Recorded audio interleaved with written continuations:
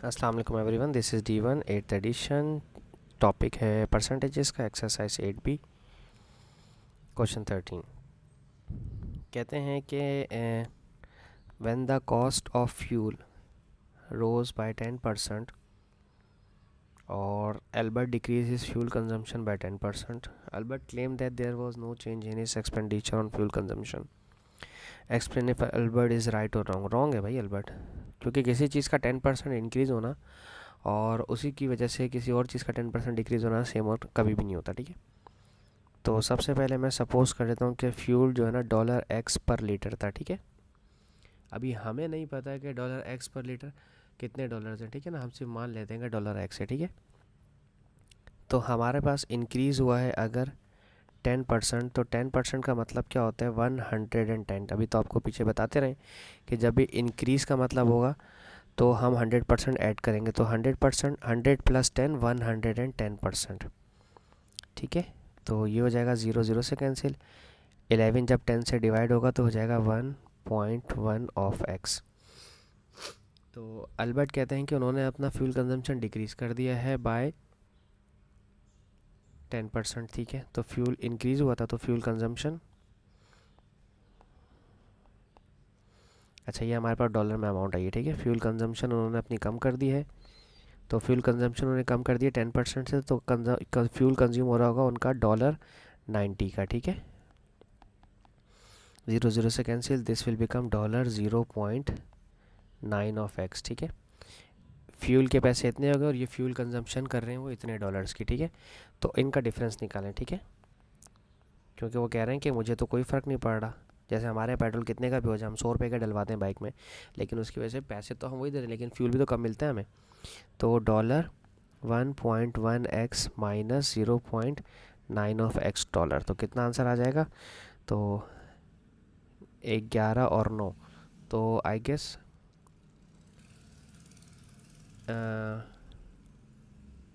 नहीं, 11 और 9 को क्यों माइनस करवाएंगे, हम x को माइनस करवाएंगे इससे 0.9 से। ठीक है ना,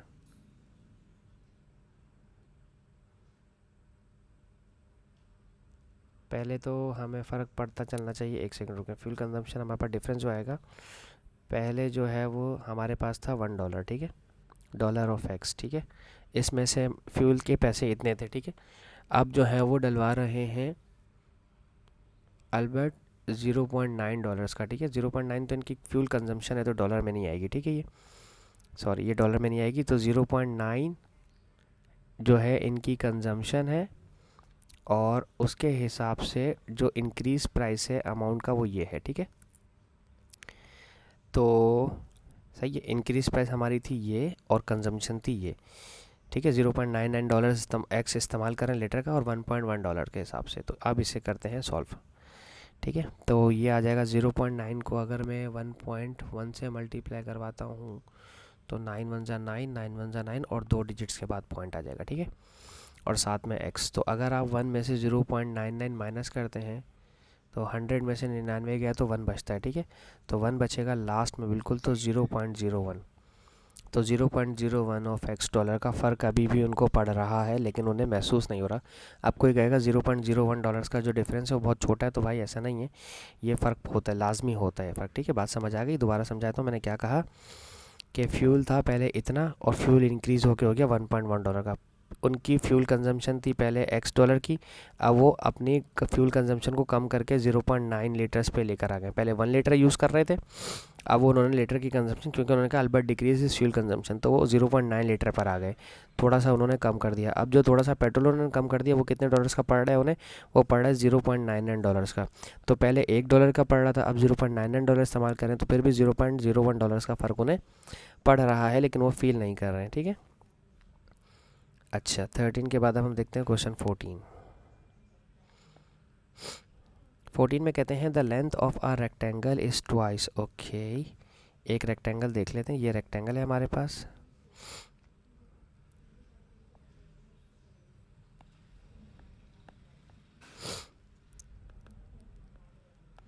हौसला एक second, I am so sorry. ठीक है जी, ये हमारे पास रेक्टेंगल है और कहते हैं कि rectangle the length of rectangle is twice than of its breadth. Breadth अगर मेरी बी है तो रेक्टेंगल हो जाएगा मेरा 2b। सही है। If the length of the rectangle is decrease by 10%। ठीक है, तो अगर हमारी लेंथ डिक्रीज होती है 10% से, ठीक है, तो जो न्यू लेंथ आएगी रेक्टेंगल की, ये हमारी लेंथ है, तो जो न्यू लेंथ आएगी हमारी वो डिक्रीज़ होगी 10% से, तो 90% ऑफ 2b। ठीक है, 0 0 से कैंसिल, 9 2 ज़ा 18, 18 जब 2 डिवाइड होगा तो 1.8 ऑफ b आ जाएगा। ठीक है, 1.8 ऑफ b। अब देखते हैं आगे क्या होता है। और कहते हैं while it's breath is increase by 10%। तो जो ब्रेथ 10% से इंक्रीज़ होगी तो 10% का मतलब होता है 110%।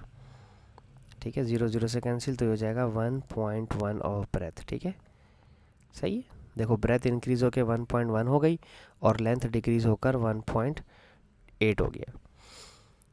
अब आगे कहते हैं determine if any the percentage change in the perimeter. Okay, percentage change in the perimeter. तो पहले वाले का जो पेरीमीटर था वो था 2 multiply by length plus breadth.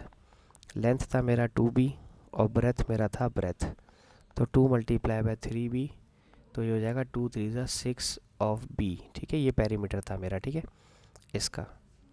ठीक है, और इसका जो पेरीमीटर निकलेगा न्यू वाले का 2 multiply by length plus breadth, तो इसकी जो लेंथ है वो है 1.8 ऑफ ब्रेथ प्लस ब्रेथ है 1.1 ऑफ ब्रेथ, तो 8 + 1 9, 1 + 1 2 ब्रेथ, मल्टीप्लाई करवाएंगे 2 9 ज़ा 18, 2 2 ज़ा 4 और 5.8 ऑफ ब्रेथ, न्यू ब्रेथ। ठीक है, हमारी ये है। तो अब क्या पूछा है उन्होंने, determine if any the percentage change in the perimeter. तो परसेंटेज चेंज कैसे निकालेंगे। ओरिजिनली हमारे पास जो लेंथ थी वो थी 6 ऑफ b। ठीक है, तो चेंज निकाल लेते हैं 6 of b minus 5.8 of b। Percentage के लिए 100 से मल्टीप्लाई करें, 6 में से 5.8 यानी कि 58 कर लें, समझ लें 68, 60 में से 58 गया तो 2 बचेगा, तो हम यहाँ लिखेंगे 0.2 of breadth divided by 6 of breadth multiply by 100। ये 20 से कैंसिल हो जाएगा, तो 20 डिवाइडेड बाय 6, तो 10/3, तो 3 होल 1/3% चेंज आएगा। ठीक है, इंक्रीज़ होगा, नहीं इंक्रीज़ तो नहीं होगा, खैर डिक्रीज़ होगा, क्योंकि उसकी वजह ये है कि हमारा जो था वो जो है ना, हमने ओरिजिनल लेंथ से हर चीज़ को डिक्रीज़ किया है। ठीक है, 3 होल 1/3। और ये भी देखें आप कि हमारे पास जो पहले इनिशियल था वो 6 यूनिट्स आ रहे थे और यहाँ पर 5.8 यूनिट्स आ रहे हैं, तो हमारा पैरामीटर कम हो गया है, तो हम डिक्रीज़ ही कहेंगे इसको। ठीक है, अच्छा जी, इसके बाद है हमारा क्वेश्चन नंबर 15। ठीक है, अच्छा 15 हम अब करेंगे नेक्स्ट वीडियो में अपनी, 15 और 16। ठीक है, अभी हम यहाँ अपनी वीडियो को वाइंड अप करते हैं। Thank you so much for watching my channel. अल्लाह हाफिज़।